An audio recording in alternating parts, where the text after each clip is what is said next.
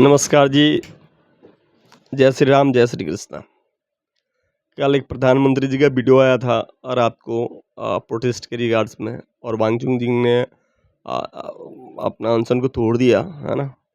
दोनों ही बातों से सिद्ध होता है कि वांगचुक जी भी नहीं चाहते हैं कि देश में अराजकता हो, और देश को युवाओं के आंदोलन को कुछ लोग उसमें शामिल होकर के उसको गलत दिशा में देना चाहते हैं। ठीक है ना? राजनीतिक का प्रोटेस्ट का है, राजनीतिक अगर आप विरोध करना ही चाह रहे थे राजनीतिक पार्टियों लोग से पीछे करें, ठीक है, सपोर्ट आपने किया, ठीक है, बात है। लेकिन जो अराजकता आ रही, किसने अपील किया खड़ा होकर के देश के सामने से?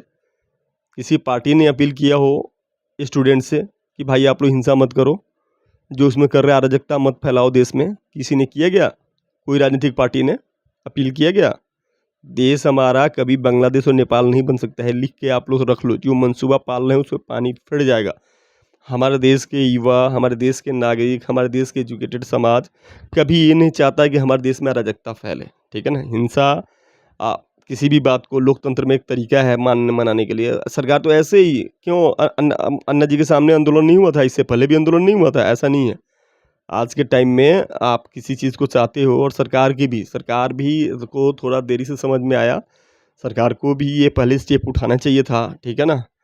सरकार का काम क्या है? लोकतंत्र जंतर मंतर को, आज मैं 2005 से जा रहा हूँ वहाँ पे, ये 5 आदमी भी लोकतंत्र में जब प्रतिनिधि के संसदीय प्रणाली है हमारी, आ, हम अपनी बातों को हमारे अपने प्रतिनिधि को बताते हैं, जो हम चुनते हैं, जिनको इलेक्ट करते हैं एमएलए एमपी, और वो जाकर को गवर्नमेंट को बताते हैं।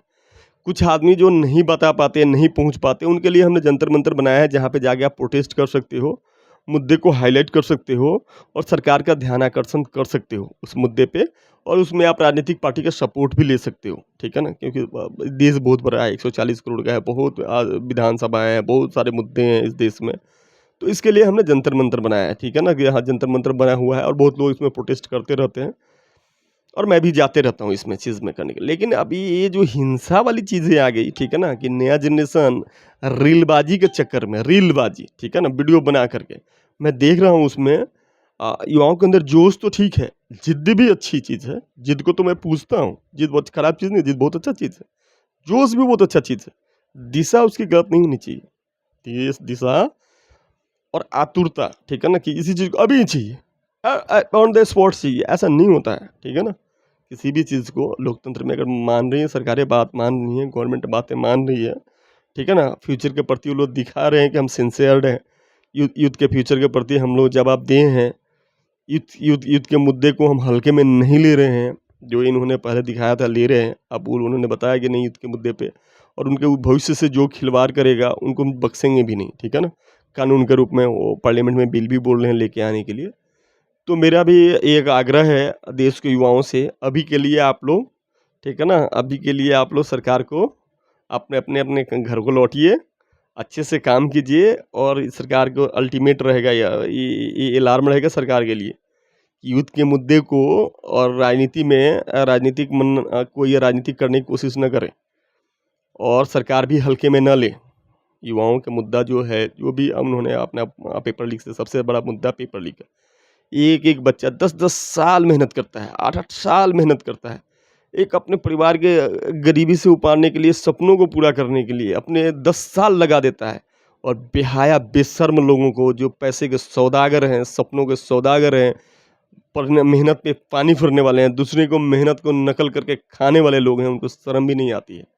ठीक है ना? तो आज देश का हमें तो मतलब हमारे बड़े आश्चर्यचकित होते हैं कि लोगों का स्वाभिमान क्यों नहीं जागता है इस देश में, है ना? लोगों का स्वाभिमान क्यों नहीं जाग रहा है कि भई हम मेहनत कर रहे हैं, जिसका हक है उसको लेने दो।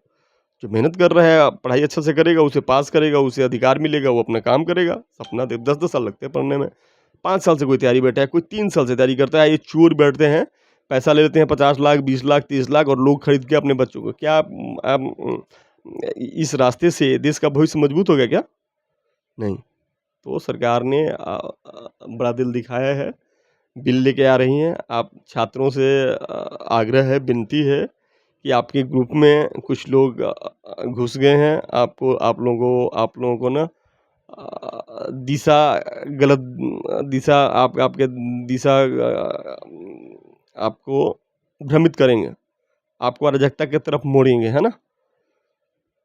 तो ये सब नहीं करना है। कैरियर है बहुत लंबा चौड़ा और सरकार ने भी मान लिया है आपकी बातों को। तो आप लोग अब प्रोटेस्ट को समाप्त कीजिए। सरकार ने माना है और इस बात को, सबसे बड़ी बात तो मुझे इस बात की बहुत ही अच्छा लगा कि इस बार कोई राजनीतिक पार्टी इतना अलर्ट में थे। एक दो आदमी थे उसके फिराक में, एक दो राजनीतिक पार्टियां थी। फिर दूसरा अन्ना जी का कंधे पे कोशिश थे, कंधे पे लात रख के जंप मार दें। तो मैं गया सदा तक पकड़ लिया था। मैंने कहा इस बार तो नहीं लगा, इस बार तो हमारी देश की जनता ने पहले ही भांप लिया, है ना। देश की जनता ने पहले ही भांप लिया। आप बार बार किसी के विश्वास को तोड़ नहीं सकते हो। जो नेता सुन रहे हैं वो सुन ले। आप पीछे से रह करके नहीं, आप में दम है, आपके पार्टी के सिद्धांत में दम है, आपकी पार्टी की नीति और नियत में दम है, तो फ्रंट में आगे खेलिए। बुलाइए ना आपका आंदोलन, देखते हैं हम चीज़ में। छोड़ दीजिए पे बच्चों को लड़ने दीजिए। आपके पास अगर देश के लिए प्लान है, गवर्नमेंट अगर अच्छा से काम नहीं कर पा रही है और आप उससे अच्छा करते हैं और अपने देश की जनता कितना विश्वास करती है, आइए फ्रंट में, आइए कुछ मुद्दा लेकर। देश में केवल यही एक मुद्दा थोड़ा ना बचा है, देश में बहुत सारे मुद्दा है, ठीक है ना। आप जनता का विश्वास को नहीं जीतोगे, जनता आप पे ट्रस्ट नहीं देखेगी, या आप शॉर्टकट रास्ते से सोचोगे, तो ऐसा नहीं होने वाला है। भारत देश आज के टाइम में वोटर भी बहुत स्मार्ट हो गया है। कहने पे, बहकाने पे, सहनाने पे 2-4% लोग इधर से उधर हो जाएंगे। कॉमन जनता नहीं जाने वाली किसी के चक्कर में। धन्यवाद आज के लिए।